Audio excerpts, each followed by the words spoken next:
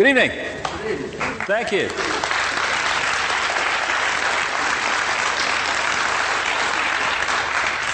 What a lovely theatre, isn't it? They don't build them like this anymore. Some of them are like those they put in, glorified industrial estates and stuff like that. Don't have the feel of a place like this, and it's a great asset to Liverpool. Nice to be here again. Last time I talked a great deal about what I felt was the spiritual revolution going on in the world, and I'll touch on that very much tonight. But I also want to talk about the manipulation that's going on in the world as well. A manipulation that wants to keep from us this spiritual knowledge and also wants to turn us into little more than robots that only think in ways that this manipulation wants us to think. I found it kind of an interesting analogy when you look at some of these contraptions you get in laboratories. You know, when the scientists get a mouse and they put the mouse in a glass tube and it walks along the glass tube, and every now and again it gets the option of going left or right down another tube. Now the mouse thinks it's free.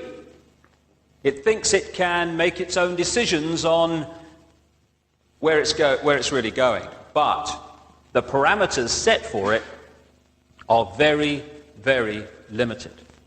So it is, as I'll talk about this evening, with the human race.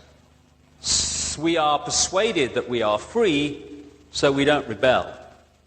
The fact is, we live in a subtle but very powerful global tyranny which we can emerge from. But only A, if we know what's going on, and B, if we're willing to stand up and do something about it. That combination will bring it to an end. Anything but that combination will see it go further along the road to controlling our lives. This evening's going to be kind of many parts. I'm going to talk for, an hour or so in the first half, and then we'll have a little break, and then I'll talk a bit about UFOs and stuff in the second half, and then we'll take some questions. But I want to first of all just touch on some of the things that I've kind of begun to appreciate because of what's happened to me about how easy people accept what they are fed as reality without saying, hold a minute, what do I think about what I'm being told? So many things have been written and said about me in the last 3 to 4 years that are so far from the truth, it beggars belief. And yet all the time, even all these years on, I still walk down the street and some people laugh at me or laugh at me and my children. And I don't mind people doing that, but they're not laughing at me for what I am. They're laughing at this guy who looks a bit like me, has got the same name apparently, that I keep reading about from time to time, but is about as far from me as it's possible to be. That's the person they're laughing at, the image projected out, not the real person, which they don't know. And all in areas of this system, we are being encouraged, that's the mildest word I can use, to conform to certain ways of thinking. For instance, what are exams?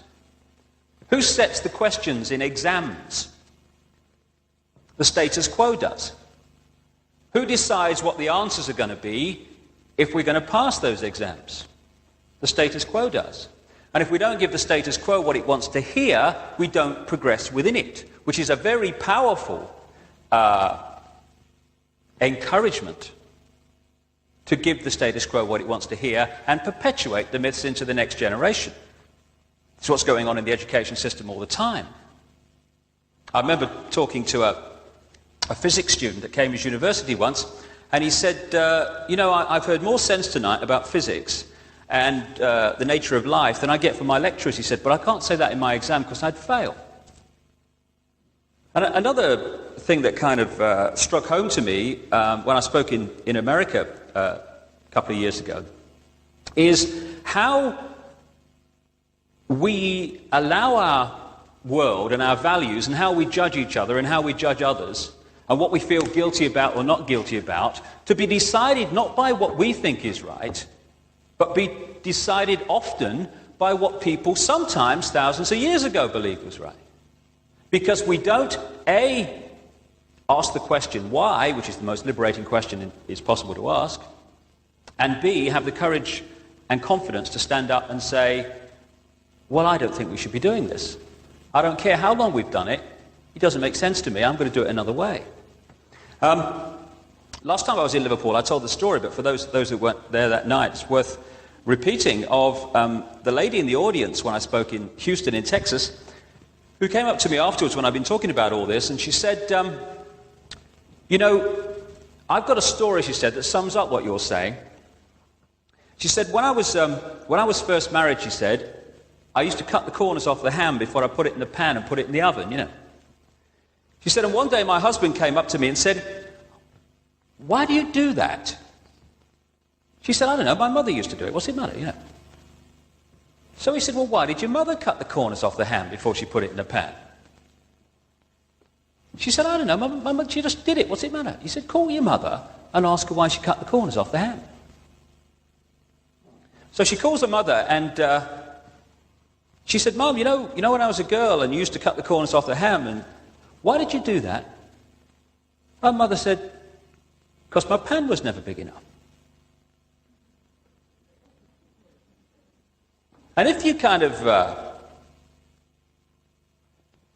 look at the world in general from the perspective of that simple tale, you can see that so much that we accept as conventional wisdom is merely existing for the want of the word why and the courage to say, well, I'm going to do it another way. If we don't start to do that, then we are the mouse in the tube, thinking we are free while going on doing as we're told. And that will have great consequences for our children, to say the least. Before I come into the nature of this global effort to control the world, I just want to talk briefly about where I'm coming from and what I term the knowledge that is being kept from us. Because there's loads of myths about me, crikey. I mean, I'm a myth maker extraordinaire. Well, people make them for me. Apparently, I think I'm the Messiah. Well, I wish I was, because it wouldn't half save me ferry fares when I come from the Isle of Wight, you know. Could walk across the Solent.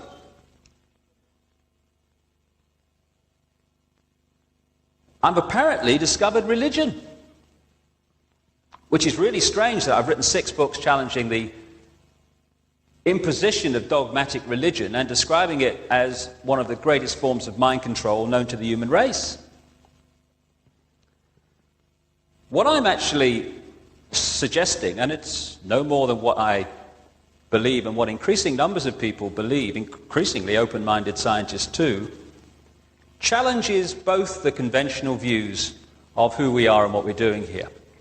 We're kind of offered the choice of believing that there is some judgmental God saying, you have sinned and you shall be punished. And that after one life on this planet, this guy judges whether we go to heaven or hell forever.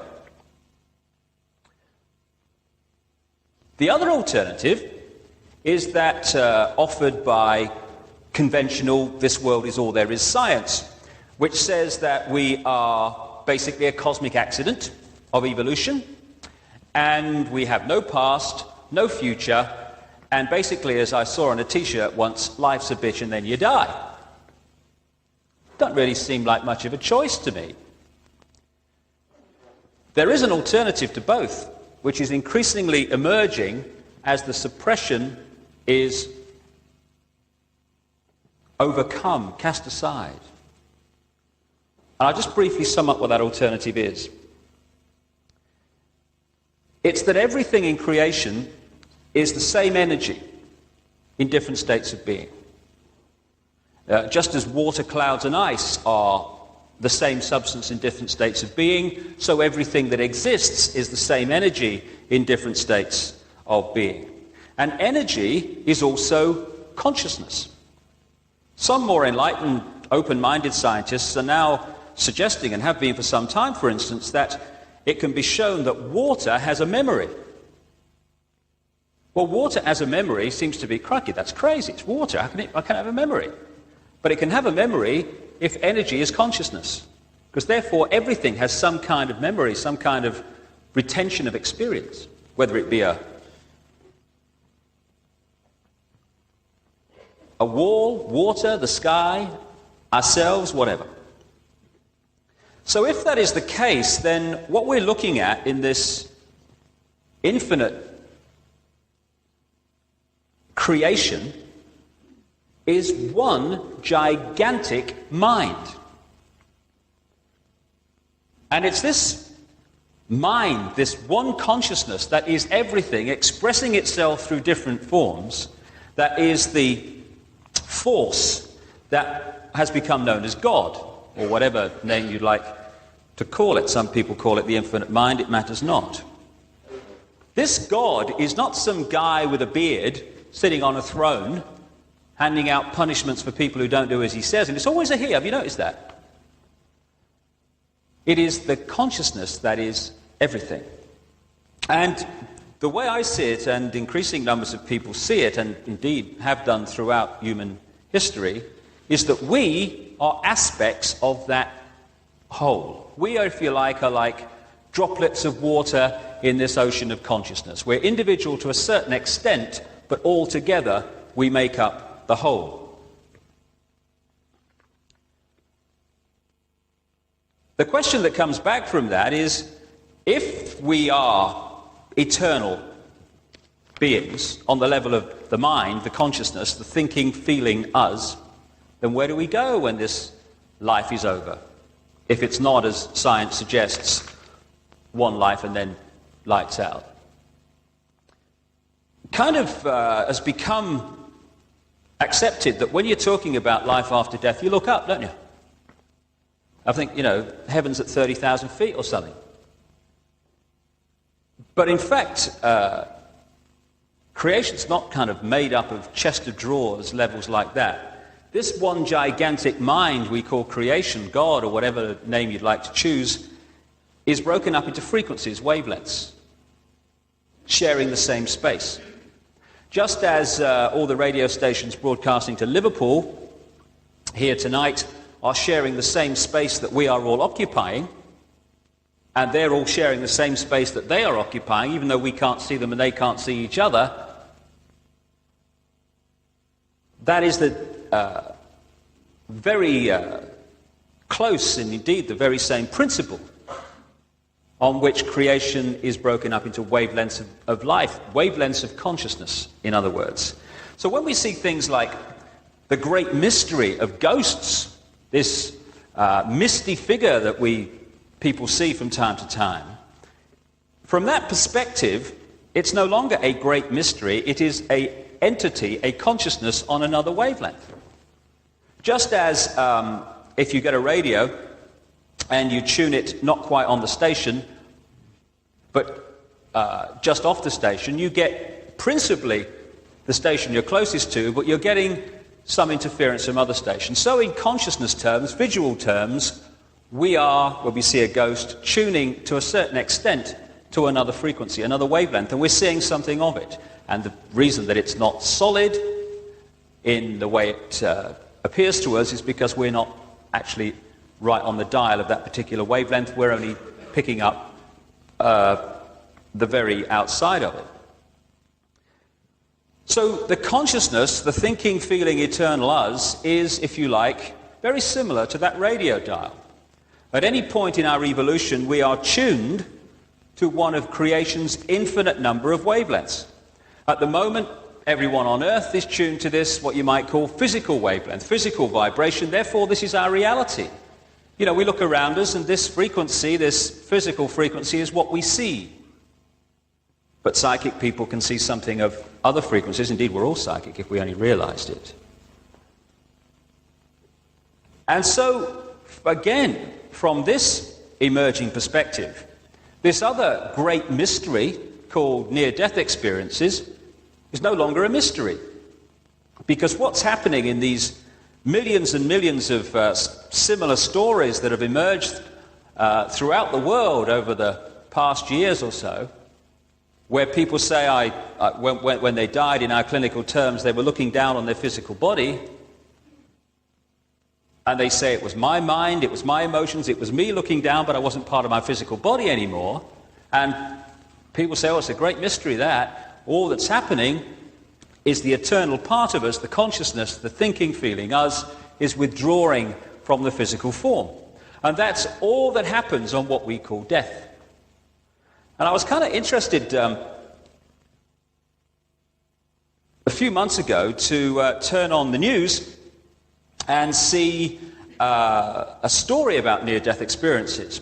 And what the news item was saying was that because resuscitation equipment in the crash areas of hospitals had improved so much in the last 10 to 20 years, more people were being revived from clinical death, and therefore more people were telling these near-death experience stories. So this had kind of intrigued the people involved so much that they'd launched this scientific study to see if they could find out more about what was going on. And one of the things that the news item said they were doing was to put symbols, funny symbols, on the top of the light shades in the crash areas. You get the idea, only seen from above, yeah?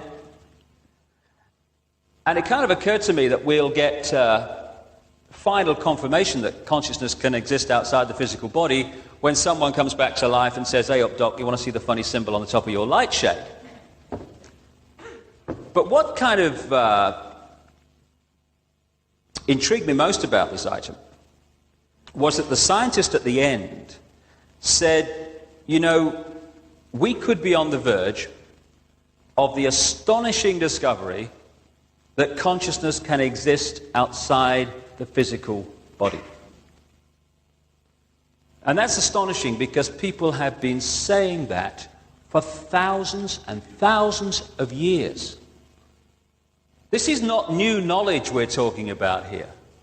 This is re-emerging knowledge, re-emerging understanding after a vast period of suppression.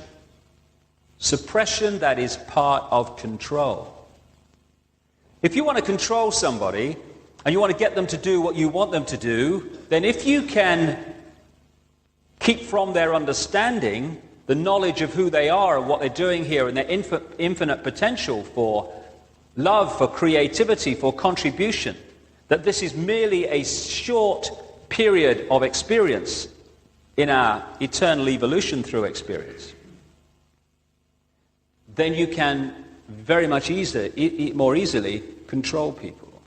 If they have the choice of a judgmental God who will judge us on one life on earth, and of course we know what God wants you to do, then you can get people to do what you want them to do. And also if you can get them to feel this sense of worthlessness, of being nothing more than an accident with no worth and no past and no future, then again you can suppress the spirit and the true potential. So keeping from us who we are and the nature of life has been fundamental, and it's only now that it's beginning to re-emerge. And even conventional, although it's very, very little time since it began to emerge, conventional science is being pressed now to address these explanations because the evidence that's coming to light more and more is making that impossible to ignore. I turned on the television again to hear the end of a series of lectures from the Royal Society a few months ago. And the scientist at the end was projecting forward where science was being led by evidence that was now coming to light. And he said, we seem to be being pushed into the area that suggests that all is the same energy. Something else that has been said for thousands of years. But because these explanations have been unable to find a place in the mainstream media, billions continue to fear death, to be frightened of some eternal damnation when all that happens is that we're reborn onto another frequency. It has kept from us also the knowledge that over eons of time, our evolving consciousness has reincarnated on its journey into endless physical bodies. Black, white, red, yellow, rich, poor, Protestant, Catholic. And what a nonsense this makes of what we do to each other. The prejudice of racism, sexism, and all the rest. What those who consider themselves racially and sexually superior are really saying is, I've got a genetic spacesuit, a body, which was made in a different place and is a different color or design to yours, therefore I'm superior. And yet, because this understanding has been lost, suppressed in the mainstream, we have conflict around the world that is based on the belief that this physical body, this finite vehicle for the consciousness to experience, is us. So you get people of a certain ancestral line of the physical body looking down their ancestral line, their genetic line, and seeing what another genetic line did to their genetic line maybe hundreds of years ago, maybe thousands of years ago. And because this is considered to be us, many people feel that they have to, in this life, get revenge on that genetic line because of what it did to them thousands of years ago, or hundreds of years ago, whenever. And so you have these ongoing ethnic conflicts that go from generation to generation as one generation of dogma hands it on to the next one. And the great irony, of course, is that the reincarnation of the consciousness could quite easily create a situation where the consciousness in that genetic line that did something to this genetic line is now the same consciousness here. I mean, maybe I am going crackers, but every time I see Ian Paisley, something in my head says he was a pope.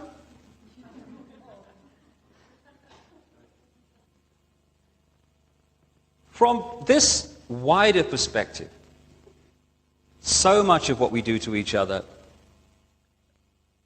must have the rest of creation shaking their heads in disbelief.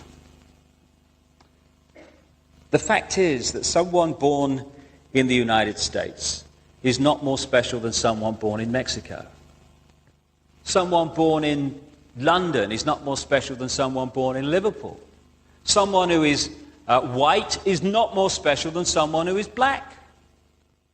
They're just vehicles for the consciousness to experience. If you go down to the seashore and you pick up a droplet of water in your hand, how can anyone say that that droplet is any more or less special than all the other billions and trillions of droplets you see in the ocean before you?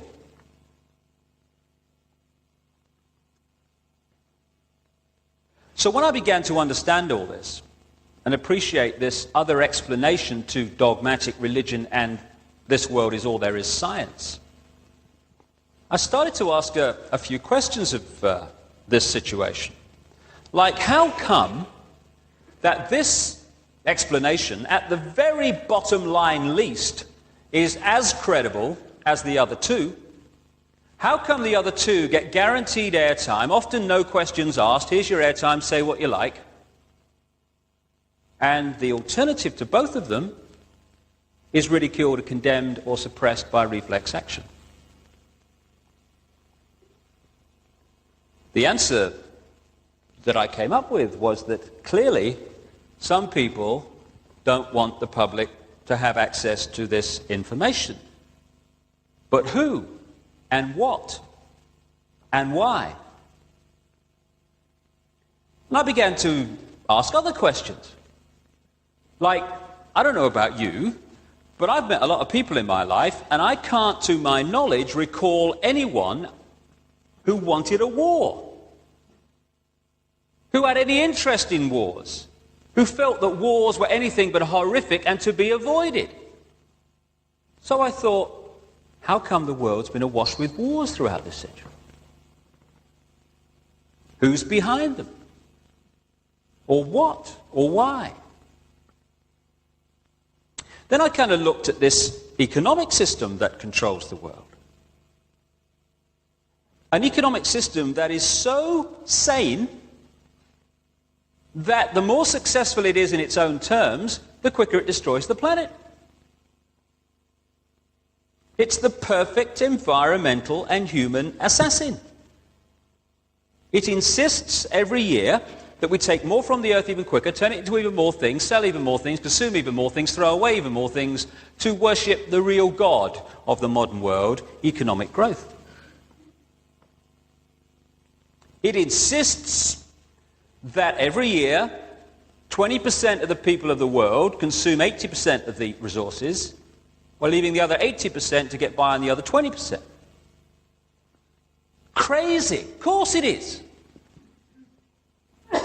But that's the economic system, take, make and throw away, that controls your life and mine.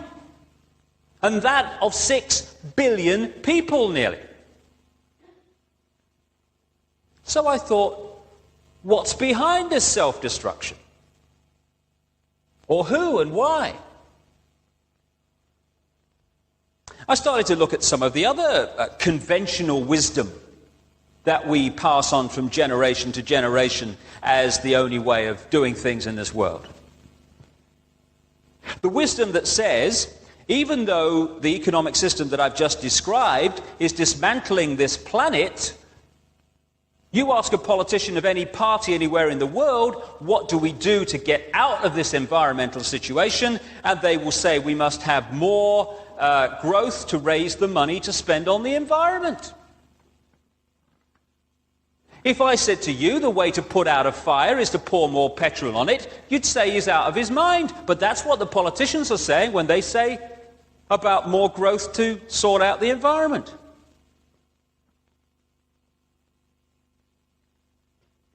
It's conventional wisdom that it's fine to treat animals as mere commodities, to be made as fat as possible, as quick as possible, on as little food as possible. To condemn every year billions of animals to a lifetime of pain, fear and suffering in the name of economics. You're sane if you judge your success in healthcare not by how many people are healthy, but by how many diseased people you manage to treat. We're treating more patients than ever before. Why? Why are so many people ill? It's conventional wisdom that rising house prices are a sign of economic success when thousands are homeless because they can't afford them. You're sane, finally, if you think it's fine to support a system that is so successful that every year it turns out more suicide, alcoholism, drug-taking, homelessness, pain, stress, fear and suffering in all its forms. We'd be in real trouble if this system wasn't working, wouldn't we? That is sanity, apparently. But it's the ultimate insanity. So who's behind it? Or what and why? I began to realize, too, that against the background of this utter self-destruction, on this same planet is stunning wisdom. And I began to see also that there is a great difference between cleverness and wisdom. They're not the same thing. This system's very clever, but it isn't very wise, and it's the lack of wisdom that is the problem. And I began to see that what we call wisdom is often not found in this state-of-the-art letters after their name system. It's actually found in the native peoples that this system would see as backward. Piece of Native American wisdom, what have become known as American Indians. When you have cut down the last tree and poisoned the last river, you will know that you cannot eat money. That's wisdom. And there's another piece of very famous American Indian wisdom. In 1854, the American government made an offer for Indian land. And under the system that I've been talking about and the attitudes and the values that are indoctrinated into us, what should have happened is this chief should have said, right, well, I'm on a winner here because it's a seller's market. I never put it on the market, therefore I'm in the driving seat. So what I'll do is duck and weave, and I'll crack on. I don't want to sell, get them to push up the price, and at the moment that I think they're going to pull out, I'll put out my hand and say, you've convinced me. And people will think, cool, what a great businessman he is, that chief. Fantastic. Be something in the city, he will. But there's another value system on this planet also. A value system that said this in terms of this chief. How can you buy or sell the sky? We do not own the freshness of the air or the sparkle on the water. How then can you buy them from us? Every part of the earth is sacred to my people, holy in their memory and experience. We know the white man does not understand our ways. He's a stranger who comes in the night and takes from the land whatever he needs. The earth is not his friend, but his enemy. And when he's conquered it, he moves on. He kidnaps the earth from his children. His appetite will devour the earth and leave behind a desert. If the beasts were gone, we would die from a great loneliness of the spirit. For whatever befalls the earth, befalls the children of the earth.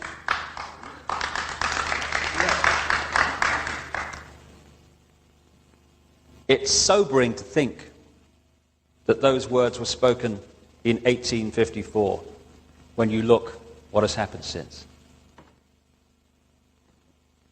So I began to think about all this, and I also remembered that 2 or 3 times in my life, different people have said to me, you know, behind all this economics and politics stuff, a very few people actually control the world.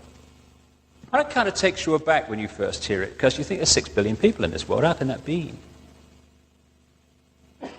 But I started to look into what was behind this madness.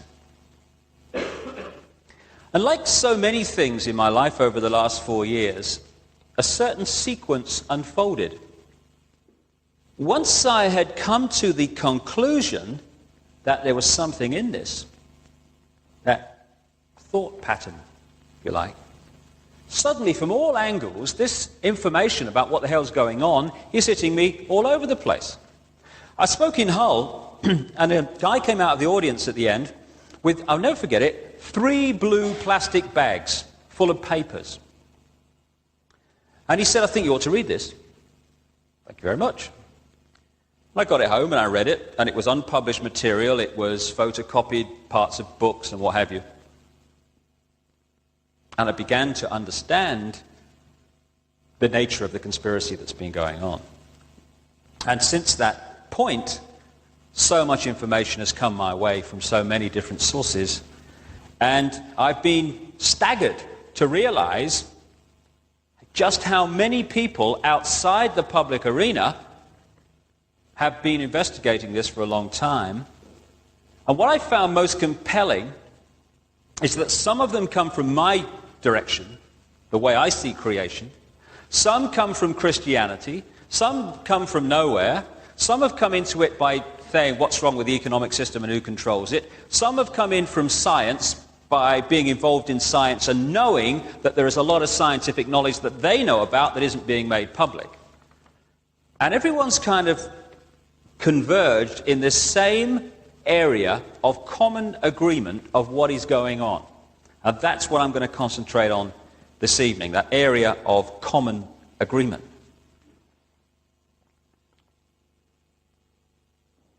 The story of known human history is really the story of the use and abuse of this esoteric spiritual knowledge, whatever word you'd like to use. The knowledge of who we are, the nature of life, and more importantly, the knowledge of how to program a consciousness, get it to think your way, and how to harness these energies of creation that are all around us for positive or negative reasons. Because knowledge is just that, knowledge. Knowledge is not positive or negative, it's neutral. It's how you use it that's negative or positive. I mean, you can have the knowledge of how to make an atomic bomb, but you don't have to build one and drop it on Japan. So this knowledge was passed on, this advanced knowledge, through the levels of initiation in the ancient mystery schools of Babylon and Egypt and so on. And over a period of time, it entered the secret society network, the global secret society network that's emerged over a long, long period of time. And it's at this high level, this highest level of this level of initiation within these secret organizations, that the knowledge of what's going on is held. Now, secrecy doesn't have to be sinister, just as esoteric knowledge is not sinister. It's just knowledge. Many times during the savage reign of imposed Christianity and other imposed religions, through the Dark Ages and what have you and beyond, passing on this knowledge secretly was absolutely vital to the self-preservation of those doing it. So I can understand totally why this knowledge was passed on secretly through these levels of initiation in that period, and also through symbolic legends, symbolic stories that passed on the knowledge without actually coming out with it openly, which would have been fatal. I can understand also why some of the advanced knowledge that knows how to manipulate energy fields and energies to create great destruction was passed on only to people it was considered could be trusted with it. I can understand all that. But it would appear that over a period of time towards coming into the modern world, that this network of secret societies and the advanced knowledge that it contains at its highest levels has been infiltrated and string-pulled by a force that has used this network for very negative reasons. In short, to control the human race without the human race knowing it's being controlled. It's used this secrecy to manipulate and keep from the people the knowledge that we have every right to know. Within this knowledge, this esoteric knowledge and how these energies work, for instance, is the knowledge that exists today and has done for some time of how to create technology that harnesses the Earth's natural energy field and turns it into usable warmth and power.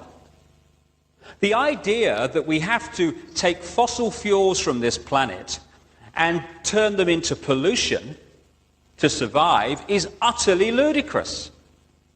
The alternative already exists, and it's really funny, you know, how many people who've come up with this alternative have actually ended up in prison. I know two for a start, one of them's still there.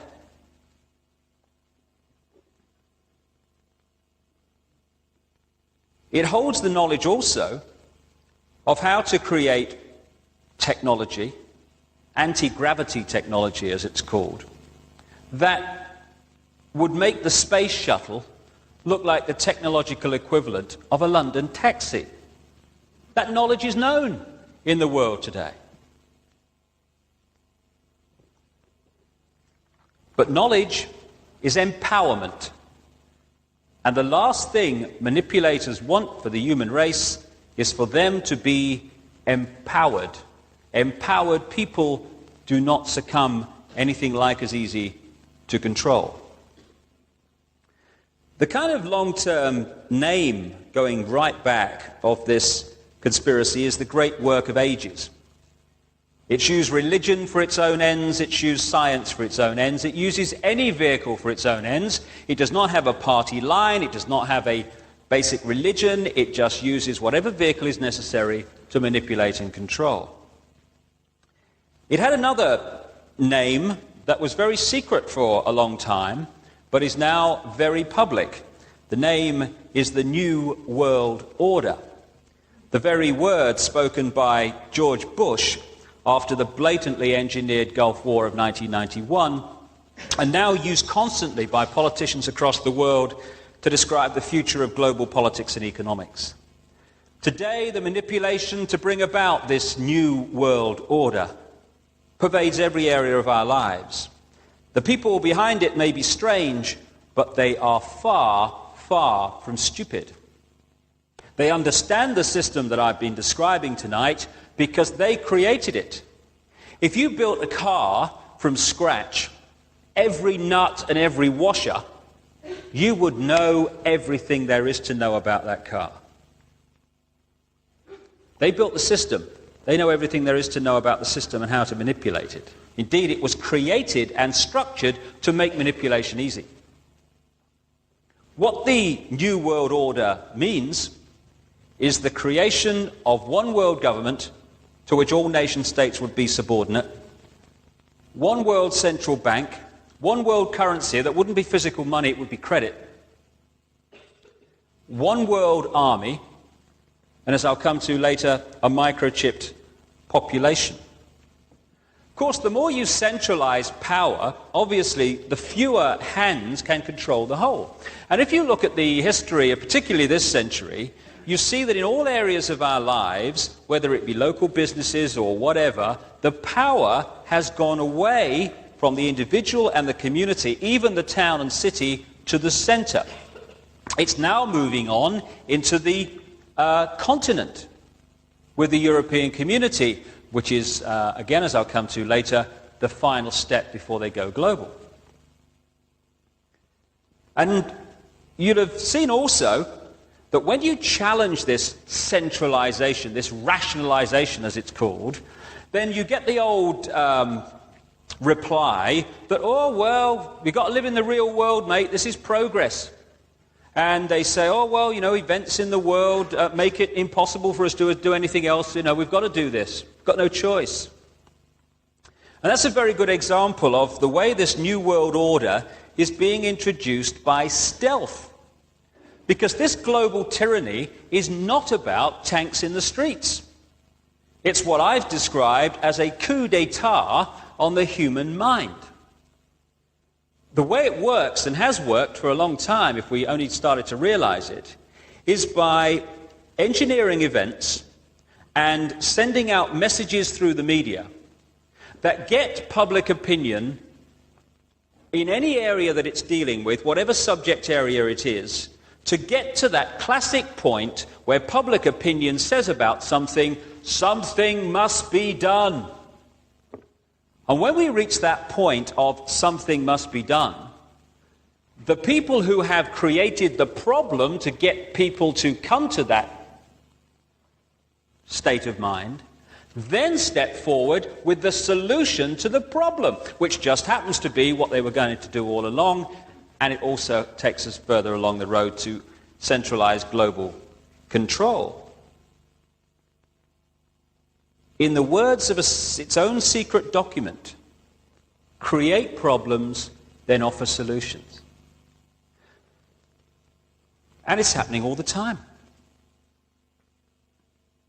To bring about the situation where a problem is highlighted, something must be done, here's the solution, off we go to the next stage on the road. In 1986, someone bought an IBM copier at a second-hand sale. And when they got it home, they found inside a very thick document, which obviously shouldn't have been there, called Quiet Weapons, or rather Silent Weapons for a Quiet War. And this described a policy of mass public mind control that has been orchestrated on the people of the world, particularly the Western world, since the 1950s. See if, I'll just read you a little bit of it, see if you recognize the world this document is describing. Experience has proven that the simplest method of securing a silent weapon and gaining control of the public is to keep the public undisciplined and ignorant of basic systems principles on the one hand, while keeping them confused, disorganized, and distracted with matters of no real importance on the other hand. This is achieved by 1.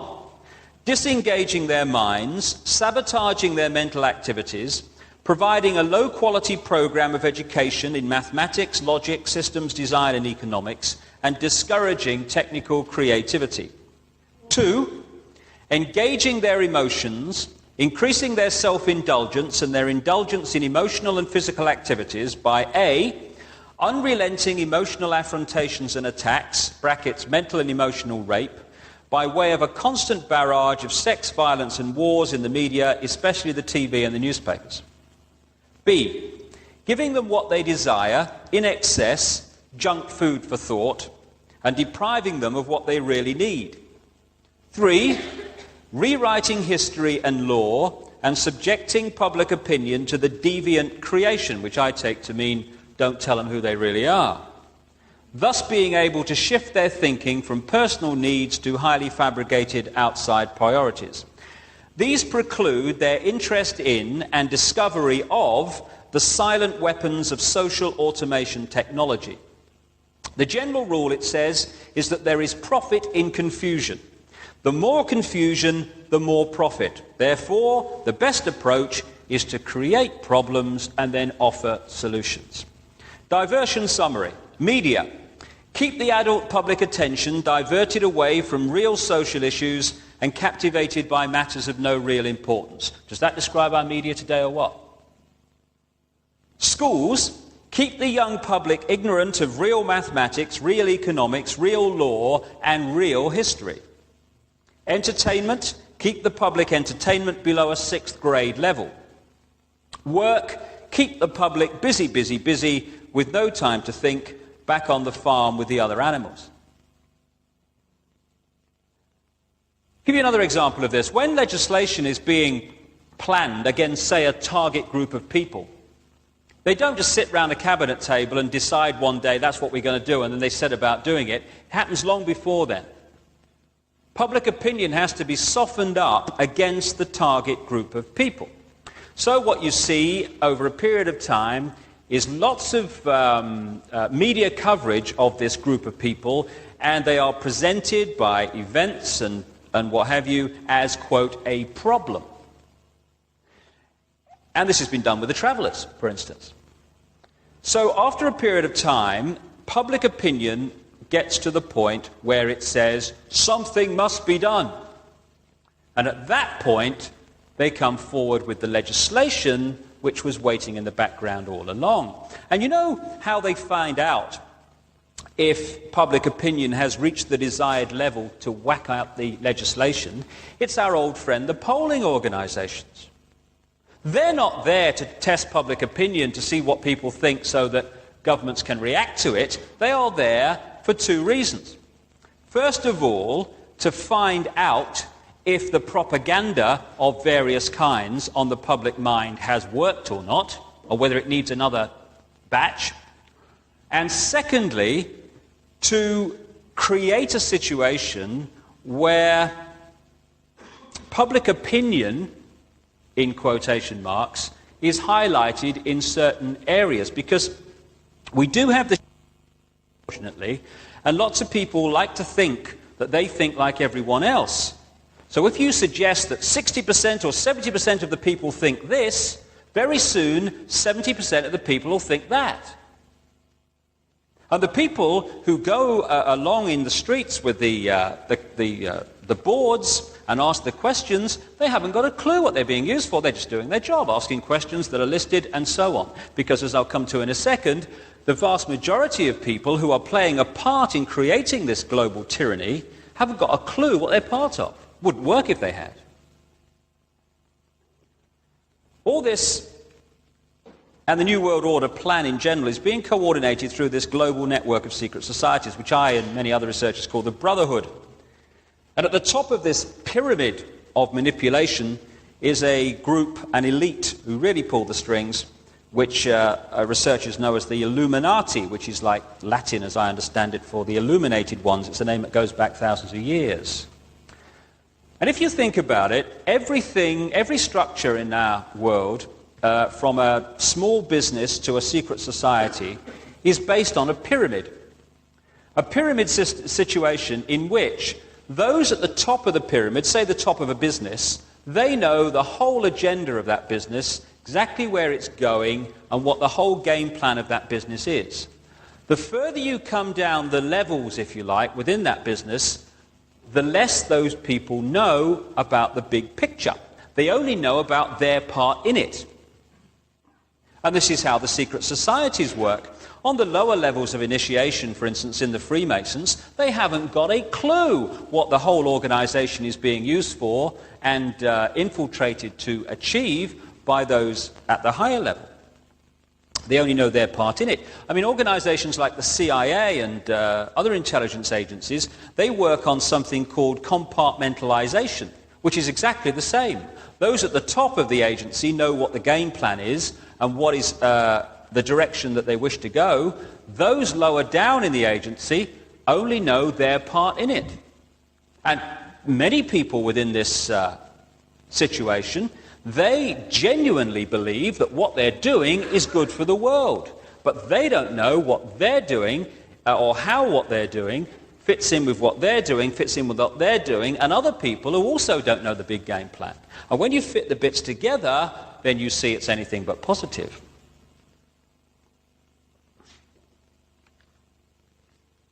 Like I say, if this was a conspiracy involving enormous numbers of people, it wouldn't work. Someone would spill the beans years ago. It's a very tiny number of people who know the real game plan. And everyone else in that pyramid is manipulated. So who are they, this elite that we talk about? And how, people might rightly ask, can a conspiracy continue over at least many centuries? Because people die, don't they? I mean, it will all end, wouldn't it? When people die, it would die with them. But of course, as I'll come to in a sec, because of the way it's structured, it doesn't work like that. The they are people who are initiated into the highest levels of this great global network of secret societies. Because at the top of the network is this elite that turns, in effect, all those different, apparently different secret societies into one gigantic organization. And at that elite level are people who have been initiated into the real agenda. So during their lifetimes, they continue the string pulling to push the world further along the road to this global centralization known as the New World Order. But at the same time, they're looking down this pyramid of initiation levels for others who they consider of the right attitude and of the right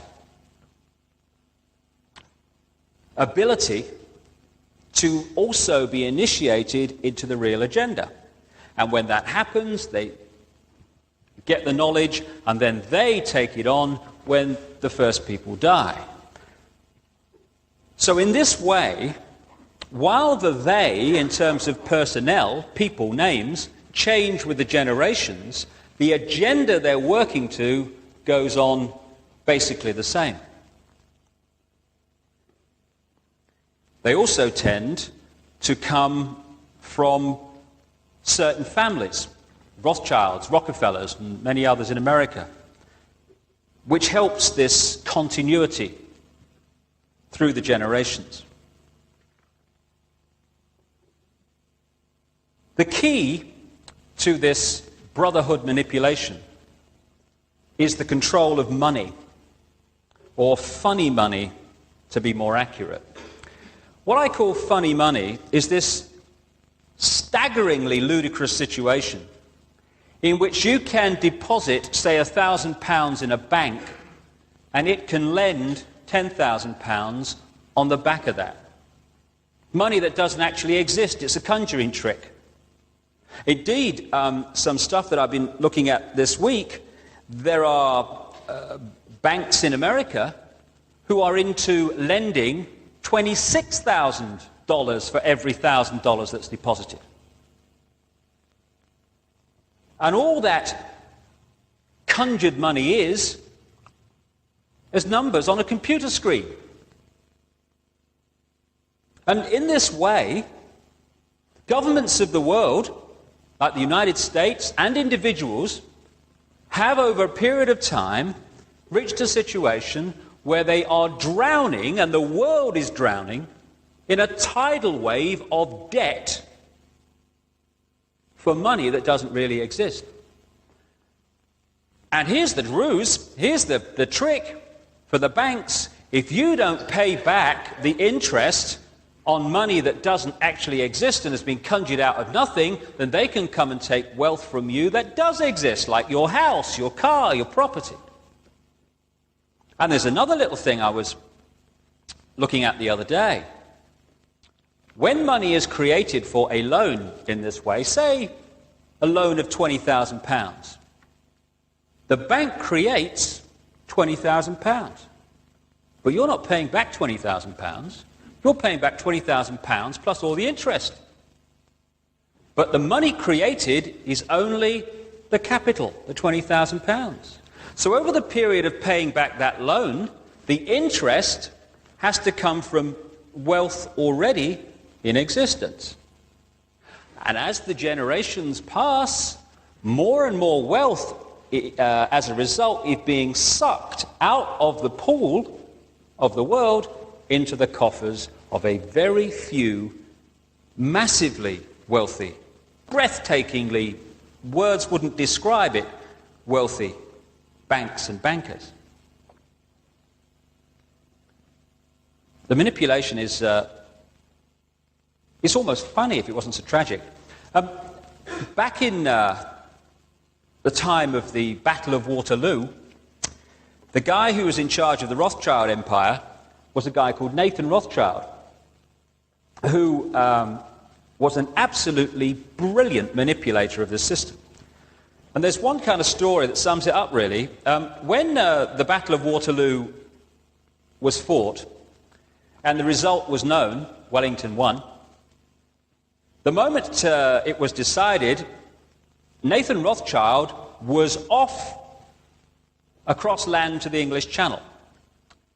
Crossed the Channel as quick as he could and ended up in the financial centre of London. Dishevelled, panic-stricken, to announce that Napoleon had won the war. He then very publicly started selling off some of his stocks at ludicrously low prices. Panic! Everyone else starts selling off stocks at ludicrously low prices. Secretly, Nathan's buying them all up. And of course, in those days, we never had radio, television, so it took some days to get the result of the war back, because Nathan was ahead of the game. When the result came that Wellington had won, panic over. Stocks go up, Nathan sells. And he made a colossal fortune out of that. And that is a good example of how, right up to the modern world, these things are manipulated. When we turn on the news and we hear about stock market crashes or runs on the pound or whatever, they're not accidents. They're engineered. The people who make a fortune out of economic catastrophe are those who know economic catastrophe is coming. And they know it's coming because they caused it.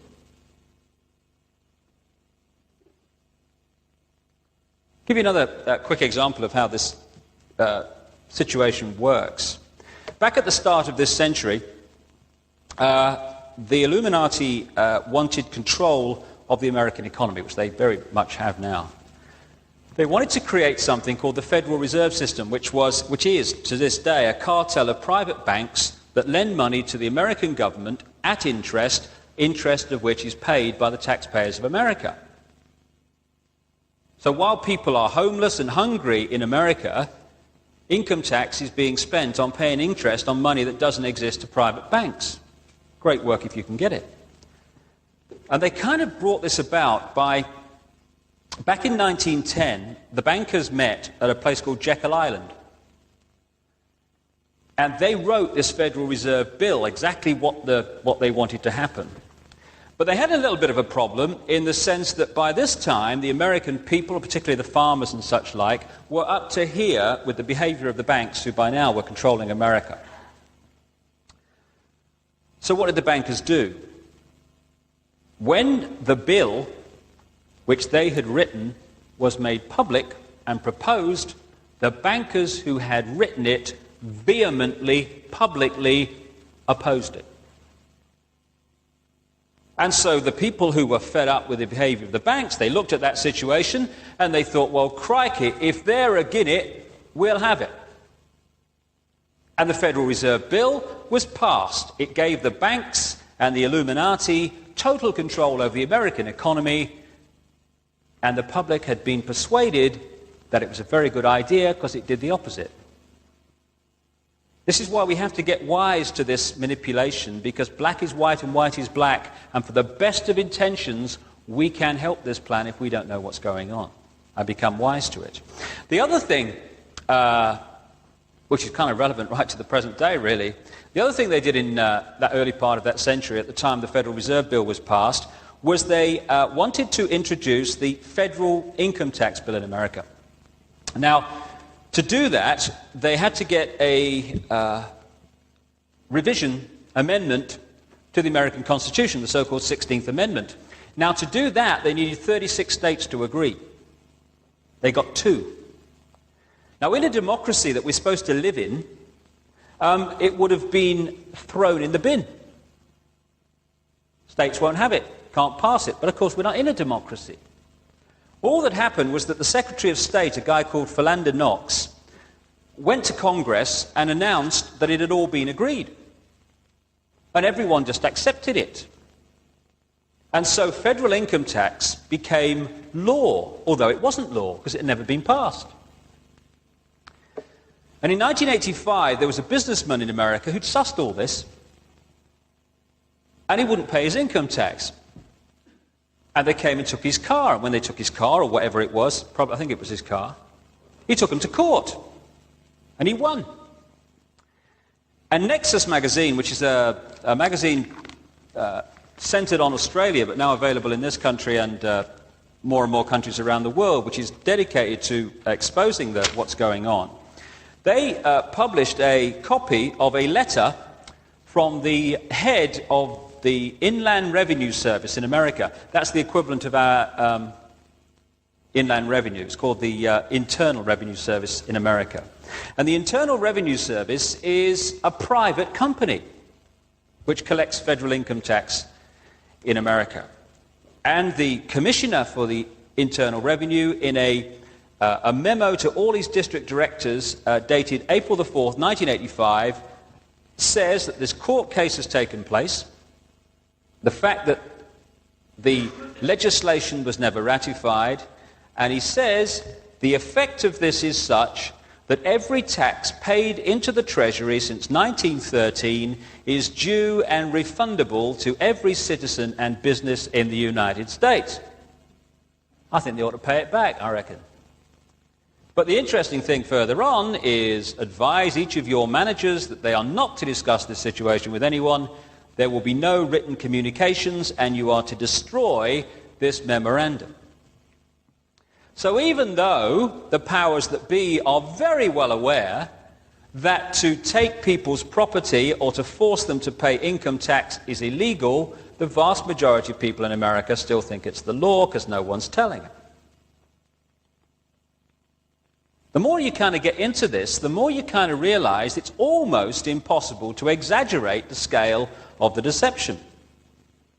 As the Robots Rebellion documents, the Illuminati over the centuries and into this one have used this manipulative power and knowledge to create booms and busts to suit their ambitions. They were behind the so-called People's Revolutions in France, in Russia and elsewhere. It's been documented at how American bankers were paying Lenin and Trotsky through bank accounts in Sweden so that the revolution would happen. They engineered and then funded both sides in the 2 world wars. They engineered the wars in Vietnam, the Gulf, and endless others. And they created the Cold War with the Soviet Union, when at the Illuminati level, America and Soviet Union were the same side. Like I say, these guys are not stupid, far from it, but they are strange. Some of the initiation ceremonies are quite bizarre and kind of take you aback when you see some of the people that have been involved in them and the places of power that they then get into. For instance, in America, there's a secret society called the Skull and Bones Society, which is based on Harvard and Yale universities, and it's a very sinister organization. And President Bush is a member of this secret society, as are many people within the places of power throughout America. And to be initiated into this secret society, you have to lie naked on your back in a coffin while a ribbon is tied in a strategic place, and you shout out details of your sexual experiences. Now, there may be some people that think that might be a lot of fun, but the question is this: is that the mentality that should be President of the United States and head of the CIA? And more important than that, when people get involved in these secret societies, part of the initiation is to pledge your total loyalty to that society. So, for instance, when President Bush is President of the United States, as he was, his first allegiance is not to the people who elected him, but to the secret society to which he's pledged his entire being. And when you look into the background, you see that that was certainly the case. Indeed, he would not have become president, and neither will anyone else, including President Clinton, unless the Illuminati wanted it, because they control, through money as much as anything, but also through the media, which they also control, who becomes Democratic and Republican presidential candidate. You can't become a member of the people who run for being presidential candidates within your own party in America unless you have vast sums of money behind you. To run for president, the figures enter dreamland. And if you don't suit those with the money, you don't run for president. Not in a way that you've got a chance of winning anyway. And if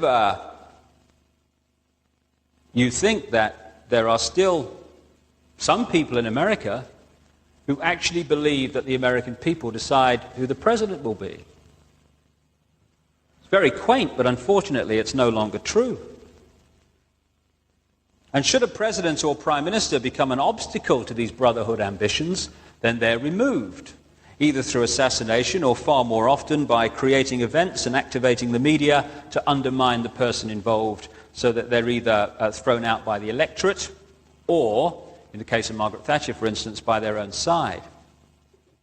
It's interesting to note that in the history of America, there have been 2 presidents who have started the process of ending the situation where the government lends money from the private banks and pays interest on it, and replacing that situation with the government printing its own money interest-free.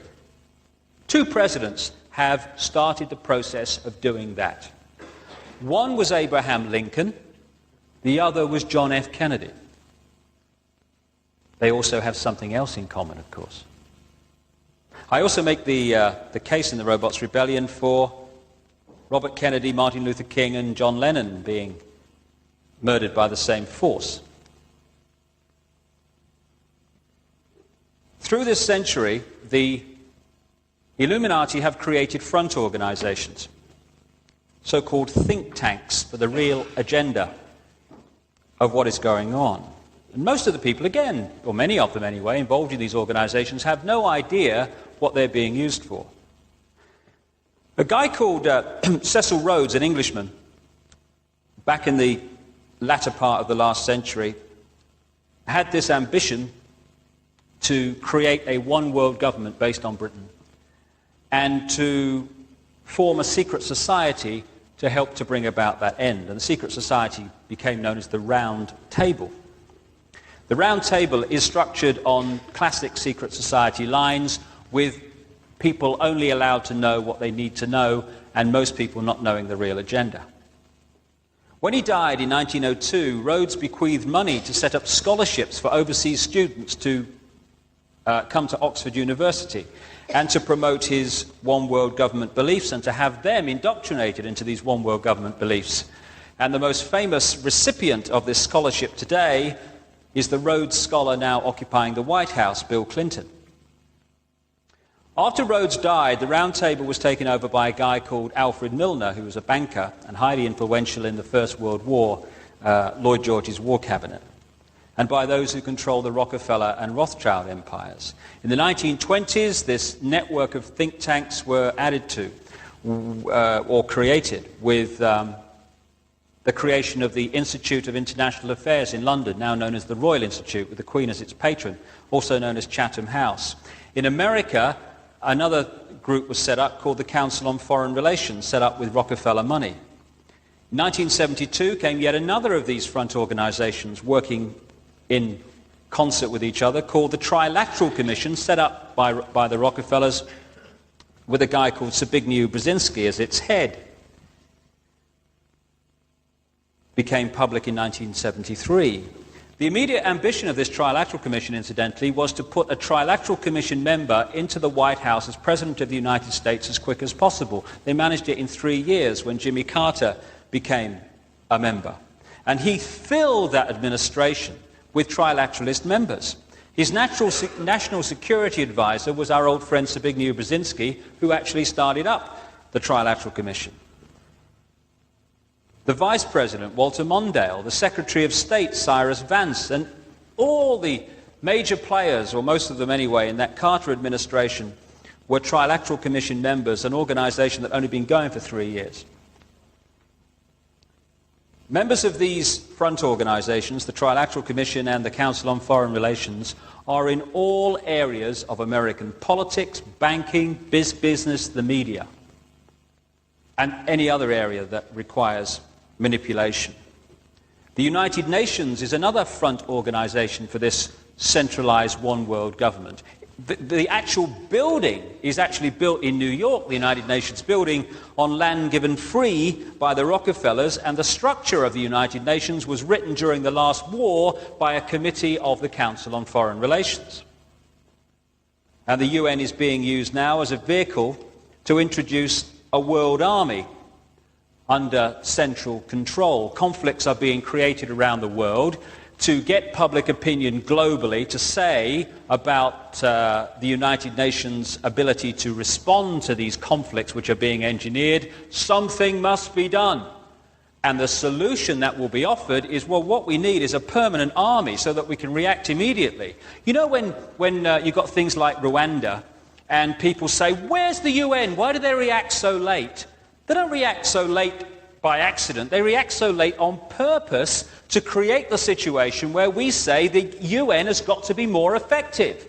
And they say, well, if we're going to be more effective and react to these things, then what we've got to have is a permanent army. And that is now in the process of being created. Create the problems, offer the solutions.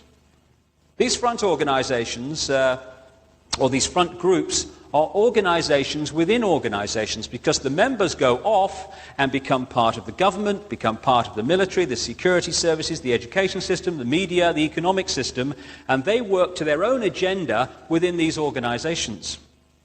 All are infiltrated with this New World Order philosophy by members of these brotherhood fronts. And if you want to know what the future foreign policy, and this can be proved to be true if you read the back numbers, if you want to know what the future foreign policy of the United States will be, you just have to read a magazine called Foreign Affairs, the magazine of the Council on Foreign Relations. Because what it writes today, the American government will do tomorrow. We have a democracy in the United States and in Britain and in other so-called free countries. You must be joking. In 1990, there was an Illuminati coup d'etat in Britain and no one realized it. Another major element of this network of front organizations and secret government of the world, which is what it effectively is something called the Bilderberg Group. It's called the Bilderberg Group because it first met publicly in 1954 in a hotel called the Bilderberg in Holland, the Netherlands, under the chairmanship, for a long time, of Prince Bernhard of the House of Orange, who was a member of the German SS and later became chairman of Shell Oil. The Bilderberg Group is run by the Rockefellers, the Rothschild empires, among others. And it brings together once a year, and it never meets in the same place twice, all the people who can help with the manipulation in all these areas that I'm talking about. Media, politics. And in politics, I'm not talking about Fred Jones, MP for Margate or whatever. I'm talking about prime ministerial level. The Director General of NATO is always there. And they meet, as I say, once a year, never meet in the same place twice, to decide what the future is going to be for the following year on the road to the New World Order. The Bilderberg Group is designed like all the others. It's a series of circles with a central core elite. The steering committee, or the permanent staff of the Bilderberg Group, they know the agenda, and they're working constantly full-time towards it. Then there is another circle outside of that, which are the regular attenders of the Bilderberg Group meetings. These are people from the media and all the areas that I'm talking about who also know the agenda, but they work towards it not within the Bilderberg Group full-time, but in their own area of influence, wherever it may be. And then there is another circle who are politicians and people from other areas of influence who don't know the full agenda, or even sometimes any agenda, but are invited to maybe one meeting, maybe a couple, to be fed the party line that centralized world government, etc., is a good idea. So remember, the Illuminati and the Bilderberg Group and this network I'm talking about want world government, world central bank, world currency, and world army. And the penultimate stage towards that is the creation of trading blocks around the world, European Community, the North American Free Trade Area, and one based down with Japan and Australia. And from this situation where you have the three trading blocks that are now becoming centralized politically and centralized in terms of currency, or that's the way that we're being pushed, they then will go global. And it's interesting, I came across only this week a quote in a book written in 1942 by Joseph Stalin, that great liberal from the Soviet Union. And in his book he says this, 1942, "Divide the world into regional groups as a transitional stage to world government. Populations will more readily abandon their national loyalties to a vague regional loyalty than they will for a world authority. Later, the regional can be brought all the way to a super world government." And that, in a paragraph, is precisely what these trading blocks around the world are being created to do. Now, anyone who gets seriously in the way of that aim of a United States of Europe has to be undermined and removed in some way. And in May 1989, an investigative newspaper in America called Spotlight, that had investigated this for a long time, reported that it had managed to establish that at the Bilderberg Group meeting on La Toja Island off Spain in that same month, May 1989, it was decided that Margaret Thatcher would be removed as Prime Minister of Britain because of, quote, her refusal to yield British sovereignty to the European superstate that is to emerge after 1992. And of course, in 1990, a year after that Bilderberg Group meeting, Margaret Thatcher was removed while in office. Now, personally, I couldn't be more opposed to the policies of Margaret Thatcher, but if she's going to be removed, it should be by the people of this country and not by some secret unelected government. And of course, what happens in that situation is that people lower down the initiation level, the gophers, get the order that she's got to go. And when we talk here about the Conservative Party leader in this country changing, or whether he's going to stay or she's going to stay, along comes this phrase, it will be decided by the men in grey suits. Well, the men in grey suits are largely just Illuminati gophers. Now, what happens is these men in grey suits don't go around the tea rooms of the House of Commons saying to Conservative MPs, the Bilderberg Group's decided she's got to go, you know, and they say, all right, and we'll vote for that. They go around and they do it in a much more subtle fashion. They'll get someone who's got a small majority, for instance, and they'll say, you know, if she stays, you've got no chance, mate. And they'll say to ministers, you know, you better enjoy it while you can, because you're not going to be a minister after the next election. And then they get the media, which they also control, to start undermining the target figure through stories in the papers and what have you. And in the end, a momentum is built up that is unstoppable. And in the end, that person goes in whatever form it may be. In terms of Margaret Thatcher, she was voted out by her own side. Finding out what's going on within these Bilderberg group meetings is very difficult for obvious reasons. But Lord Carrington, the former British Cabinet Minister and Secretary-General of NATO, became its chairman in 1991, and he's also a president of the Royal Institute of International Affairs, Chatham House, another part of this network. And a name that keeps coming up again and again, no matter who you talk to and what the researcher is, and almost what subject area they're researching, is Henry Kissinger, the former Secretary of State in America. He's got a full house. He's a member of the Bilderberg Group, the Trilateral Commission, the Council on Foreign Relations. Never gets home, you know. He must be at a meeting every hour of every day. Other people known to have attended the 1991 Bilderberg Group meeting in Baden-Baden, Germany, was Bill Clinton, then the governor of Arkansas, the Rhodes Scholar, who then became president very soon afterwards of the United States. The Secretary-General of NATO was there in 1991, when Spotlight had a very good year of uncovering who was there. So were the high and mighty of politics, banking, the Rockefellers, representatives of the big global companies, the military, the media, and people like the owner of the Washington Post, Katharine Graham, who also has a full set. She's a member of all these different front organizations, very cozy little club. And it's interesting that you don't read reports of these Bilderberg group meetings in the Times, the Sunday Times, the Sun, Today. Funny, really, because one of the people at that 1991 Bilderberg group meeting, and very much involved in the organization, was, according to Spotlight, a man called Andrew Knight, the then chairman of Rupert Murdoch's News International, which owns all those papers. You don't read about Bilderberg meetings in the Daily Telegraph either. And yet its owner, Conrad Black, was also at that meeting and has been at many others. And who just happens to be on the board of the Hollinger Corporation of Conrad Black that owns the Daily Telegraph and goodness knows how many other outlets, media outlets around the world? Henry Kissinger and Lord Carrington. Same names keep coming up all around the place, time and time again. See, journalists are not there to inform the public. They're there to direct opinion in the desired direction. They are manipulated to manipulate everyone else. Very few are real journalists. They are little more than copy typists for the manipulators, turning round news of engineered events to push the public on. And most of them don't know they're doing it. Some of the more intelligent ones know they're doing it, but can't see a way out of the structure they're stuck with.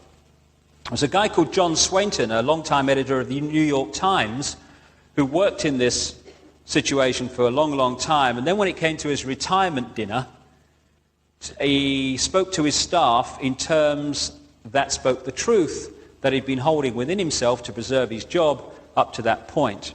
What he said to his staff was this: there is no such thing as a free press.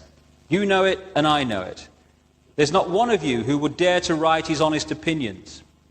The business of a journalist is to destroy truth, to lie outright, to pervert, to vilify, to fawn at the feet of mammon, and to sell himself, his country, and his race for his daily bread.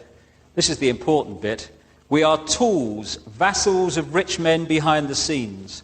We are jumping jacks. They pull the strings, we dance. Our talents, our possibilities, and our lives are the property of these men. We are intellectual prostitutes. So we have a structure of manipulation which is string-pulling the politicians of all political colours, the media, the intelligence agencies, the big companies, and the global banking system.